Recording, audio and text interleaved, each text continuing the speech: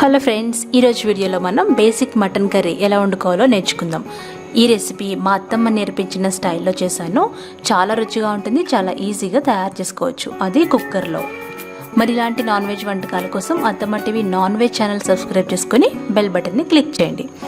ముందుగా కుక్కర్లో 5-6 టేబుల్ స్పూన్ల నూనె పోసి అది కాగిన తర్వాత ఒక పెద్ద ఉల్లిపాయ 4 పచ్చిమిర్చి వేసుకొని బాగా వేయించుకోవాలి. అవి వేగిన తర్వాత 2 టేబుల్ స్పూన్ల అల్లం వెల్లుల్లిపాయ పేస్ట్ వేసి పచ్చివాసన పోయేంత వరకు వేయించాలి. ఆ తర్వాత 10 జీడిపప్పులు వేయాలి. ఇది ఆప్షనల్ అండి, కానీ మా అత్తమ్మ వేస్తారు.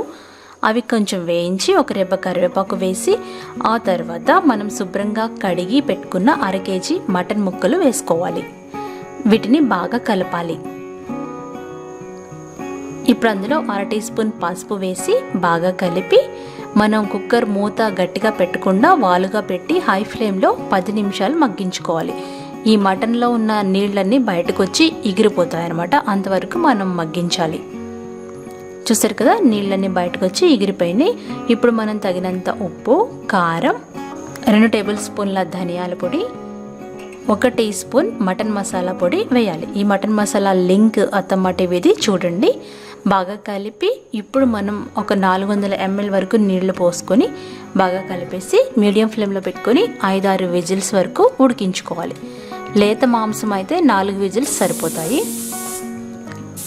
ఇలా ప్రెషర్ అంతా పోయిన తర్వాత కుక్కర్ మూత తీసి మరలా ఇంకొక 5 నిమిషాలు మీడియం ఫ్లేమ్లో ఉడికించుకోవాలి. అలా ఉడికించేటప్పుడు 1 టీ స్పూన్ గరం మసాలా వేసుకొని ఉప్పు సరిచూసుకొని వేసుకోవాలి. అంటే మీ గ్రేవీ దగ్గర పడేంత వరకు ఉడికించుకోవచ్చు. అంతే, ఆఖరిగా కొత్తిమీర చల్లుకుంటే బేసిక్ మటన్ కర్రీ రెడీ అయిపోతుంది. మొత్తం ఇలా చేస్తారు, చాలా సూపర్ టేస్టీగా ఉంటుంది. మీరు ఇలా ట్రై చేసి ఫీడ్బ్యాక్ పంపించండి. మరికొన్ని వంటల కోసం అత్తమ్మ TV non veg channel subscribe చేసుకోండి, బెల్ బటన్ని క్లిక్ చేయండి.